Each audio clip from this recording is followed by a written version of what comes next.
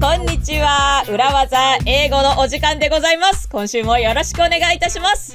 ホストの一人であります石井光美です。そしてもう一方はこの方。Hello everyone, this is BJ Fox and welcome, sincerely welcome to another episode of 裏技英語。はい。どうしました？ That was quite a serious introduction from me. シリアスでしたね、BJ。Yeah. 大丈夫ですか？ I'm feeling good. Yeah, I'm feeling good. よかったよかった。Yeah. ちょっとシリアスな BJ が出てきてしまいましたけれども Is today's episode a serious one? Well, telling me we are probably, in my view, the number one business English learning podcast in Japan. So every episode is serious. Every episode is teaching real life, really effective Urawaza phrases for your career. Even if we do say so myself, even ourselves. Even if we do say so myself, and even if we do sometimes talk about Yagis as well. ヤギさんも出てきましたよ。Yeah. ですけれども、はい。まあ、ビジネス英語裏技ポッドキャスト。まあ、裏技っていうと私たちしかいないですけれども、ビジネス英語ポッドキャストとしては、なかなか真面目にね、やってますよね。Yeah. So today's episode is as serious as every episode that we do. And it actually... 怪しいぞ。何 Do you know why? Well, I'm struggling a little bit, Tenemi, because recently some of our listeners have been coming to Tokyo Comedy Bar. 東京コメディバーにリスナーの方が来てくれてるのね。いいじゃないの。Oh, that's a great thing. Very happy to see them. And if you do come, please do say hello. But I'm struggling with the difference between Urawaza Eigo, BJ Fox, and crazy shouting comedian BJ Fox. I think some of the listeners were a bit surprised. Oh, really? Is there a difference? 違うかな、そんなに。ポッドキャストで喋ってる BJ Fox とコメディアンのクレイジーな BJ Fox は違うと。Certainly in the content I talk about, and also the language I use. Sometimes it gets inappropriate. まあそうだよね。結構ハードなね。なんていうんですか、まあ言葉をオブラートに包まないで言うともう下ネタとかもね、意外と言いますから、BJ は。BJ もというか。Yeah, but actually it's not just shimoneta, or as we would say, blue jokes, but even some of the I do like a quite kyoktan, an extreme point of view. extreme point of view. まあお笑いはね、ちょっとポジションを取らないとなかなかジョークが分かりづらかったりしますからね。So you don't often when we're talking on the podcast, I'm like, well, you can do it this way or that way. You know, I'm trying to look at a very balanced point of view. Don't criticize too hard. そうね。On stage, I either love it or I absolutely hate it. ポッドキャストではね、バランスを取れた常識人を演じていますけれども、ステージの上のコメディアン BJ は極端なわけね。ラブかヘイトか。Yeah. ね、ブルージョークって何？ Oh, shimoneta. 下ネタのことブルージョークって言うか。Anyway. So today's episode isn't any more serious than normal, but it is actually a sequel. It's a continuation of sorts of a previous episode. 前回のちょっとした続きのエピソードとなります。Do you remember telling me we recently introduced a phrase on how best to give up on something? You don't give up on anything. You just put it on the backburner. Put it on the backburner. ね、ちょっとプロジェクトだとか、計画だとか、なんか、インプットなんかを止めるときには、やめましょうってはっきり言うんじゃなくって、ちょっと後回しにしましょう。後ろの列のガスバーナー、コンロに置いておきましょう。そんな表現をするってやりましたね。And I love this phrase. It's a very useful phrase. And it was especially useful when HQ orders you to do something and you don't think it's a priority.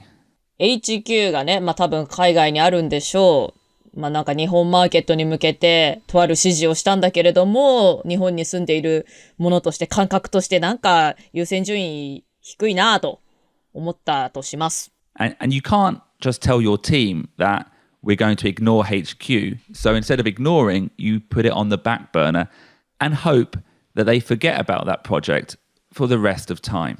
で、チームメンバーに、もうHQ の言ってることを無視しましょうという言い方はできないので、バックバーナーに置いといて、put it on the back burner しといて、まあ、一旦置いときましょうみたいな表現をして、で、時間の経過とともにみんなに忘れてもらう、そんな裏技でしたね。Yeah. Now tell me what happens, yeah? Here's a scenario. What happens if 3, 4, 5 months down the line, HQ remembers about the project? 3、4、5ヶ月経った時に、みんなが忘れてるなと思った頃に HQ が覚えてたらどうする？ They remember. They remember it. Suddenly, like in a one-on-one meeting with your boss in HQ, they say, offhand, maybe, oh, by the way, BJ, by the way, tell me, whatever happened to that project I asked you about? やだね。忘れてなかった、覚えてやがった、みたいな感じで、ちょっとね、心の中では叫んでしまいそうですけれども、Well, we just put the project on the back burner と言ってしまう。ちょっとバックバーナーに置いてるんですけど、つって。That would be admitting that you ignored it, that you haven't taken any action. そっか。HQ に直接言っちゃダメなやつね。それチーム内にそうやってシェアするのはいいけれども、HQ に手つけてないですっていうのは、やってないことを認めることになってしまうので、ダメです。So what should you say? あれどうなってる？We were about to work on it. 違うな。それも嘘になっちゃうもんな。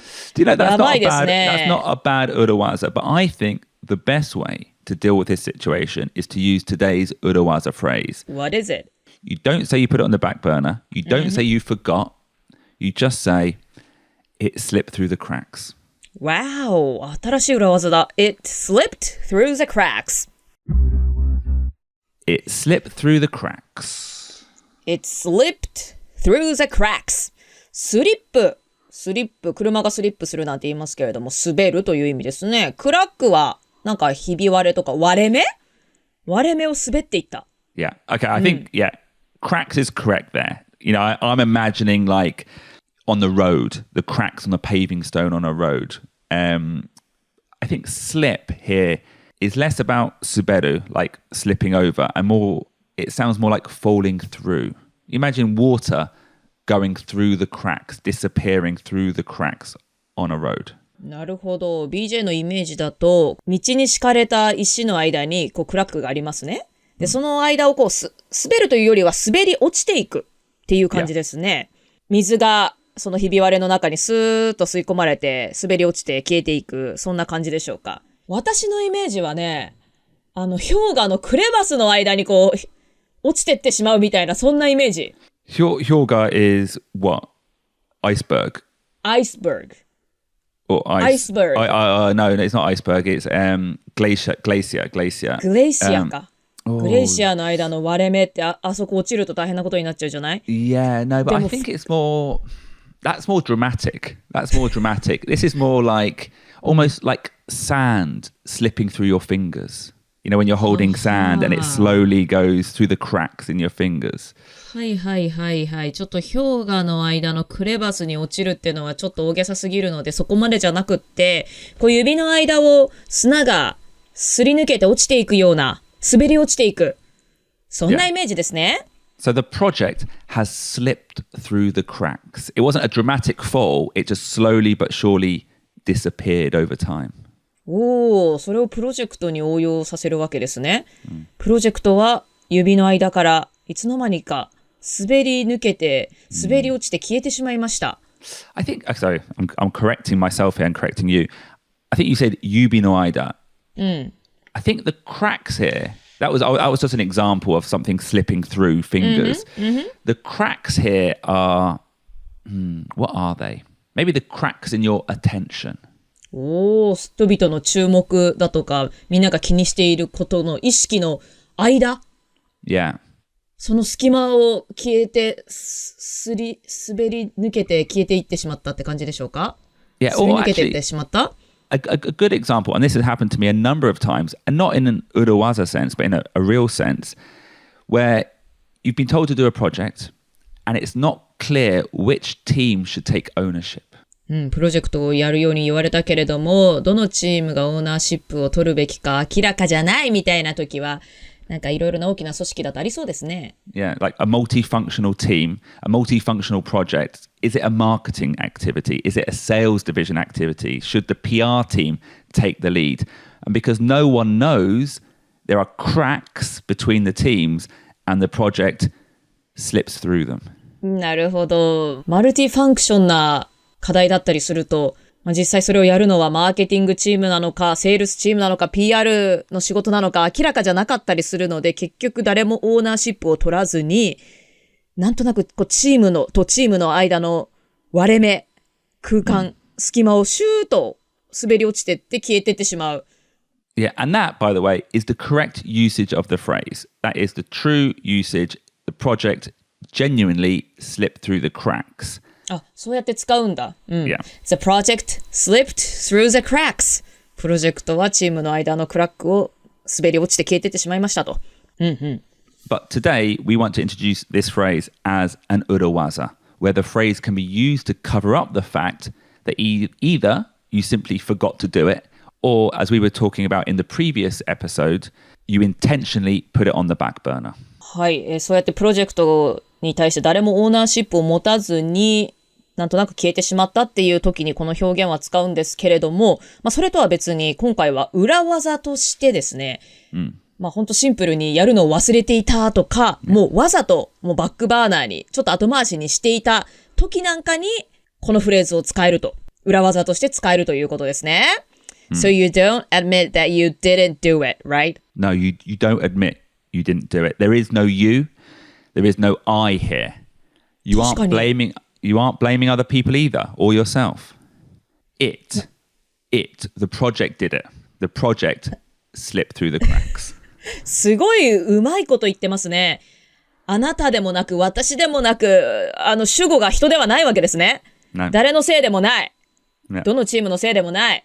プロジェクト自体がどっか行ってしまいましたということで、擬人化と言いますか、物が勝手に消えたみたいな。Yeah. 私たちのせいじゃないんですけども、そのプロジェクトが勝手にどっか滑り落ちていったんですよ。Just slipped through the cracks. Nothing to do with me. 私とは関係なくて、なんかどっか行っちゃったんですよね、みたいな。すごい、that's like a genius phrase, isn't it? Shall we take a look at how to use this genius urawaza? はい。では、こんな、ね、誰のせいでもなく、物のせいにする、プロジェクトのせいにするっていうね。はい。この裏技の使い方を見ていきましょう。So let's take a look at the steps. はい。Terumi, in this scenario, the CMO, your CMO, has reminded you, she suggested we were going to have a party on Tokyo Tower, right? 東京タワーのてっぺんでパーティーをやるっていう提案をね、されましたね。普通に、東京タワーのてっぺんには展望台とかないから寒いんじゃないかとかね、そんな話をしてましたけれど。はい。And you, rightly so, said, I'll bear that in mind. And then you told your team to put it on the back burner. I'll bear that in mind. ね、心に留めておきます。気に留めておきます。だけど、チームに対しては、ちょっと一旦脇に置いときましょう。ね、みんながいつか忘れてくれることを祈ってそんな言い方をしましたね。Yeah, and you have taken zero action on this project. 4 months later, the CMO reminds you about it. ゲー。何にももちろんしてないんですけれども、4ヶ月経って、CMO はなんとね、覚えていたと。ね、よっぽどいいアイディアだと思ったのでしょうか。はい。Okay. 4ヶ月経ってつついてきたとします。Okay. So that's a potential scenario, and this is how you would deal with it. Step 1. When the person mentions the project, you have to recognize the fact that you know about it. はい、ステップ1。その人が4ヶ月前とかに発言したそのプロジェクトについて発言し始めたら、そのことについて忘れたとかではなくて、ちゃんとそのプロジェクト分かってるよと、知ってるよというのを見せましょう。So take a moment to remember it and say something like, oh yeah, the Tokyo Tower party. はい。ちゃんと思い出す時間をね、ちゃんと取って、oh yeah! はい。The Tokyo Tower Party! 東京タワーでのパーティーのことですよねと。ね。ちゃんとその件を覚えてますよという姿勢を見せましょう。And then step 2, pause. And then say, I think. はい。ステップ2としては、ポーズをちゃんと間を取ってから、これは渾身の演技力が必要ですけれども、I think 私はこう思いますと話し始めましょう。Then step 3, use the urawaza phrase, say, it might have slipped through the cracks. ステップ3で今日の裏技を言います。It might have slipped through the cracks.、Now, note, we've introduced the urawaza phrase as it slipped through the cracks, but adding might have makes it even more vague. It makes it even more difficult to place blame on anyone. はい。It slipped through the cracks だけではなくて might have 滑り落ちていったかもしれませんみたいにちょっと曖昧にすることによってですね、ちょっと誰のせいでもありませんと。ね。本当にただ滑り落ちていきましたのではなく、滑り落ちていきましたではなく、滑り落ちていったかもしれないですね。というちょっと曖昧なニュアンスをここでちゃんと出しましょう。So tell me, say that again. The full phrase, it might have slipped through the cracks. It might have slipped through the cracks. Very good, very good. And then step 4, tell me. はい、ステップ4。Talk about follow-up. Say something like, I'll quickly check on it and get straight back to you. ステップ4でフォローアップについて話します。I'll quickly check on it and get straight back to you. ちょっとさっとチェックしてすぐにあなたに戻しますのでということを伝えましょう。ここではあれですね。話を変えちゃいけないんですね。By the way とか言わずにちゃんとフォローアップをしないといけないわけですね。Well, actually, and this is the hardest step, step 5. It's decision time. Now that the project has been raised again, you have 3 choices, tell me. わー、ステップ5が今回はちょっと大変ですね。Decision time 決めなければいけません。忘れたはず、流れたはずのプロジェクトがもう一回持ち上がってしまったので、ここでどうするか3つの選択肢があります。So, option A, follow through on the project quickly to make up for lost time.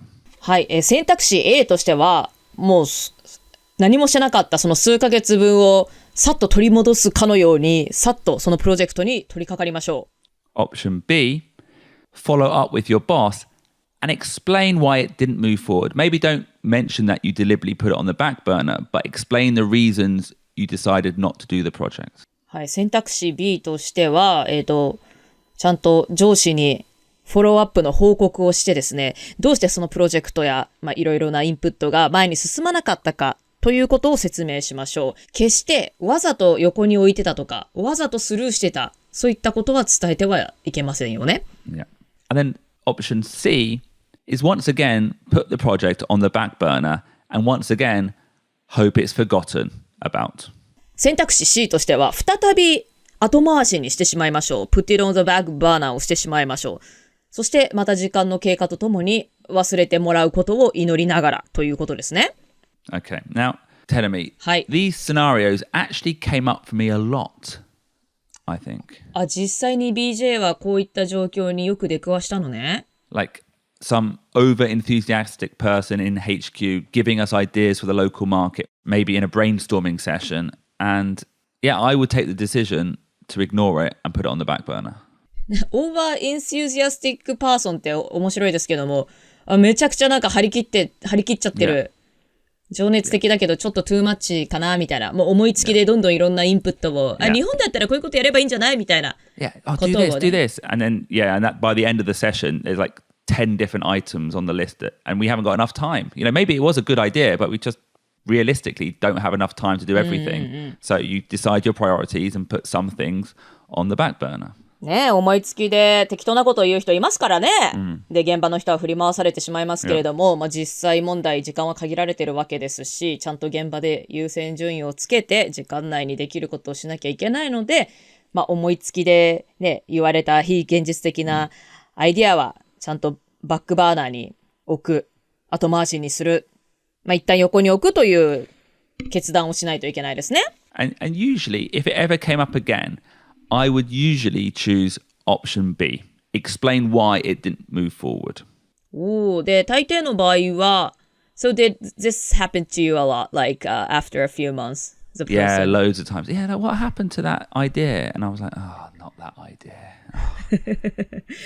実際に起きたわけだ、BJ がそうやって日本で働いてて、例えばシンガポールの HQ の人が、そういえばあのアイディアどうなったみたいな感じで、数ヶ月後まだ覚えていて、せっついてくるようなことがあったとでその時は BJ がよく選んでいたのは先ほどで言うオプション B で、どうしてそのプロジェクトを前に進めなかったかという理由を話してたわけですね。And I would usually explain it in the form of, yes, we evaluated the idea, but decided it wasn't the best choice of the market because of reason 1, 2, 3. そんな時 BJ が言ってたのは、はい、そのインプット、アイデアについてはいろいろ検討したんですけれども、我々のマーケットにとってベストな選択肢ではありませんでした。なぜなら A, B, C ですとちゃんと理由を述べて、なんでそのプロジェクトに取り掛からなかったかという説明をちゃんとしてたわけですね。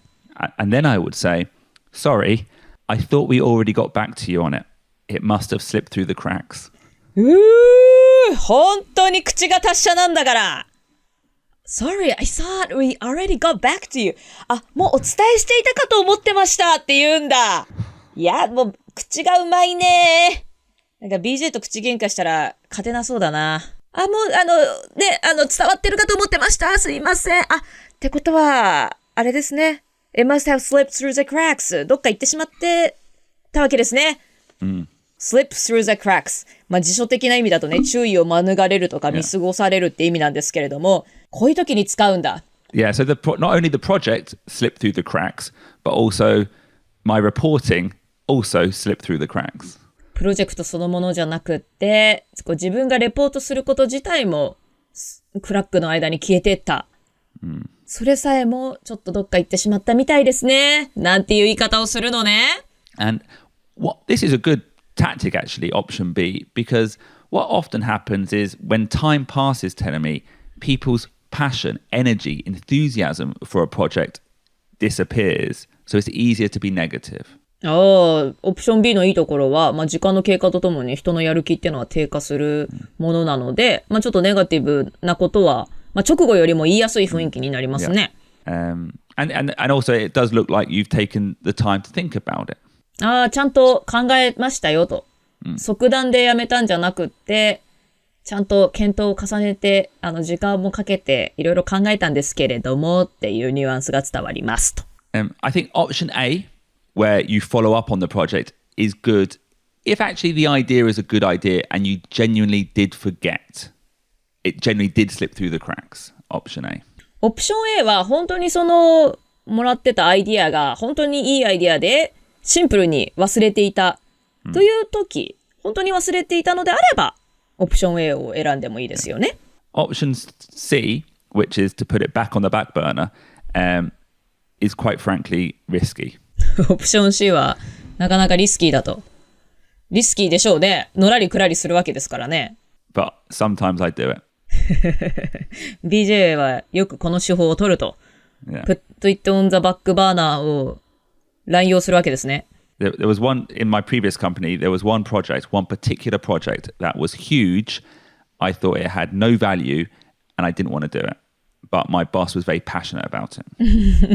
前に働いていた会社で BJ はどうしてもやりたくない。けどボスがやたらやりたがっていた。そんなプロジェクトがあったと。What happened? Well, I think I put it on the back burner and was reminded and said slip through the cracks about 3 times over 6 months. まずは、put it on the back burner を繰り出して、で、また、ボスがリマインドしてきたら、Oh, it slips through the cracks. It might have slipped through the cracks. Yeah. その繰り返しを半年間やり続けた。And then my boss in Singapore got made redundant. So I never did the project. ボスがクビになっちゃったの？ Yeah, yeah. Because you didn't do it. No, nothing to do with that project. But just it was not my fault. It just. びっくりした。He was made redundant. My previous company, everyone got made redundant at some point. なるほどね。びっくりした。BJ が動かないからそのボスがクビになったのかと思ったけど、そうじゃなくってたまたまなんとなく先延ばしにし続けた結果。そのめんどくさいプロジェクトをやれと言ってきてたボスがいなくなったと。Yeah. じゃあ BJ の勝ちじゃん。You didn't have to do it. I didn't have to do it in the end. Yeah. But it was risky. That was risky. You リス can't キー just だけ hope. ど勝ったような感じがするな。さすがですね。でもなんかそうやって自分のできることのとかやりたいことのコントロールするっていうのはとても大事ですよね、外資系企業だとね。何でもかんでも引き受けてたりとか、やりたくないことでもやってたら自分が潰れちゃうよね。Yeah, that project in particular, I think that boss didn't understand exactly what he was asking, and it was he was doing it like just do this, and I was like, that's 3 weeks work. That's 3 week work of the entire team, and we don't have the time. And also, I'm pretty sure I know the results of the project already, and it won't be successful. なんか結構思いつきでね、ちょっとこれやってみてみたいな、思いつきで指示する人いますよね。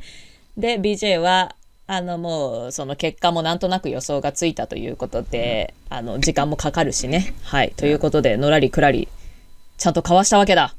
そういう時にね、やっぱやりたくないですとか意味がないと思いますっていう言い方を私だったらその英語の直訳なんかを言ってしまいそうですけれども、そうではなくって、I'll bear that in mind とかね。Yeah.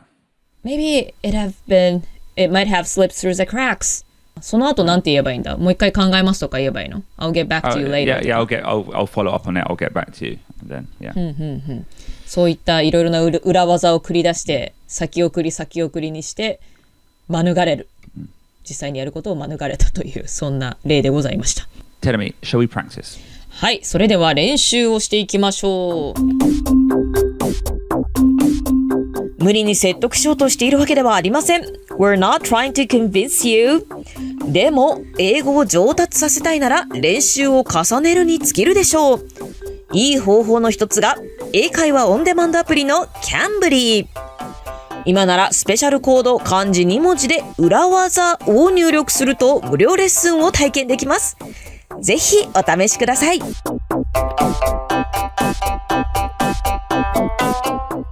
Okay, so tell me, the scenario is BJ has asked you to make business cards for all the characters in the show. Wazako, CMO.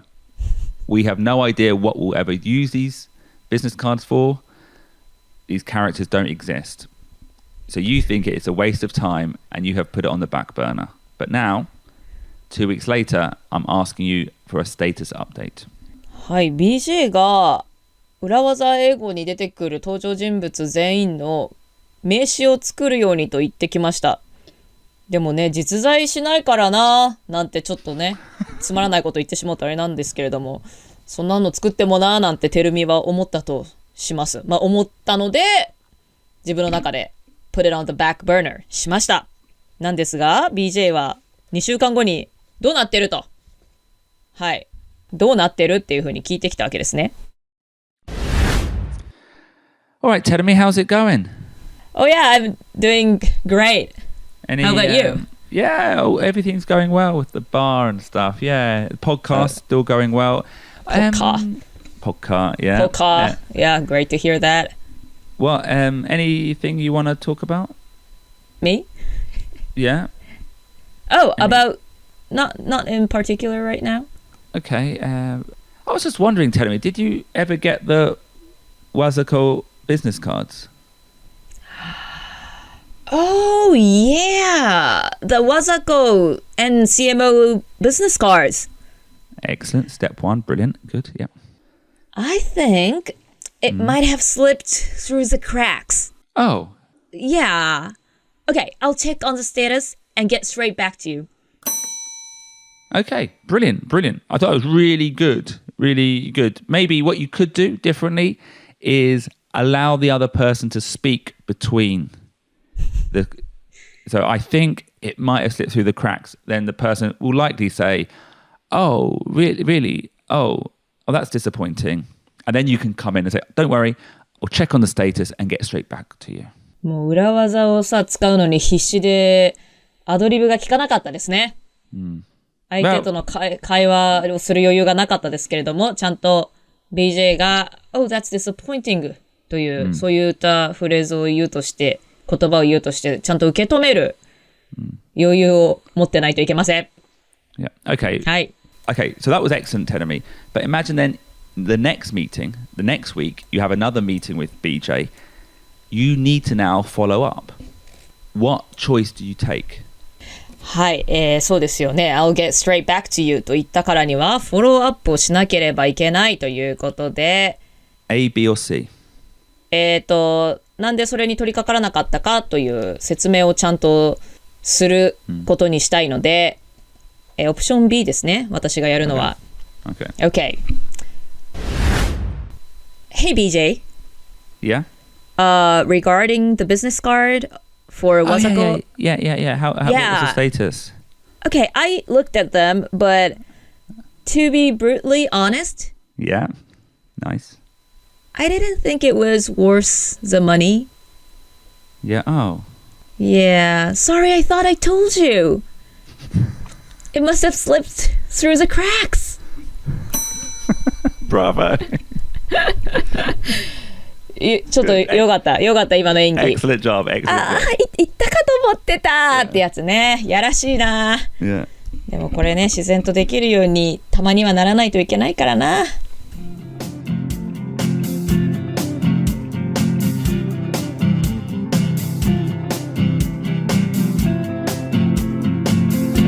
Okay, so today we have taught you a phrase that helps you get out of trouble when you have not done something you should have. はい、ということで今回はちょっとやるべきだったプロジェクトですとか計画だとか、やるべきというかね、上司の人とかに言われてやんなきゃいけないけどでもやっていない、そんなことに関してあれどうなってるって言われた時にその場を切り抜ける裏技をご紹介しました。Now, what I really like about this phrase is you can start seeing once again how urawazas can be all used linked together. はい、今回の裏技だけではなくて I'll bear that in mind とか put it on the backburner ですとかね、そして今回の slip through the cracks、一緒にコンビネーションで裏技使えるということがまた分かりましたね。Yeah, so when you hear that bad idea, you bear it in mind.When you explain to your team that you don't want to do it, you put it on the back burner. And then when you get caught 3 months later, you say, oh, it slipped through the cracks. はい、まずとんでもないインプットをもらったときは I'll bear that in mind で一旦その場は、受け流すというかね、ポジティブな感じで相手には悪い印象を与えずに受け流して、でチームメンバーに対してHQ は言ってたけどもちょっと我々はやるのやめておこうって時にはやらないっていう言い方ではなくて Let's just put it on the back burner、一旦脇に置いておきましょう、そんな表現ができますし、で時間とともに忘れてくれたかと思いきや数ヶ月後にまたつつかれた時には It slipped through the cracks。 it が主語なのがいいですね。私たちがとか誰がではなくってその案件そのものがどっか行ってしまいましたみたいに、人のせいではなくてなんかプロジェクトのせいというか、はい。It's true. Like that's interesting because we've talked about before about how using we when there's success, you say we did this. ね、何かいいことがあった時には I とかじゃなくて we as a team。ね、チームとして we を主語にしましょうということをお話ししてきましたけれども。When something something doesn't go well, it. ね、だからちょっとあまり良くないことが起きたときは人ではなくてそのもののせいにしちゃいましょう。これはグレートアイデアですね。私たちじゃなくてそのプロジェクトが良くなかったんじゃないかっていうね、アイデアのせいにできちゃいますもんね。It slips through the cracks. It slips through the cracks. On that note, I would like to say thank you everyone for listening to another episode of Urawaza Eigo. I hope you found it educational. はい、ということで今週も裏技英語を聞いてくださった皆さんどうもありがとうございました。なんで BJ 今日はそんなエデュケーショナルでシリアスであることにこだわってるの？ I think maybe I'm being very aware of the many hats that I wear, the comedian and also the educational person, and I just don't want our listeners to lose faith in me. なんかあったね、東京コメディバーでなんかリスナーさんに、ね、なんか言われたの、こんな人とは思わなかったとか言われちゃったの？ No, well, Dr. K was there for the opening, English opening. Oh, was he? He came. Oh, really? Yeah, he came. You didn't come, but Dr. K came. Oh, yeah. Of course I wanted to be there, but it just slips through the cracks. Too late, telling me. Too late. Too late. Okay, I'll see everyone next week. See everyone next week. やべえ、裏技はタイミングよく使えないといけないですね。ということで皆様は私のようなヘマをしないように裏技をしっかりと身につけといてくださいね。ではではまた1週間後にお会いしましょう。皆さんお元気で。バイバイ。Bye.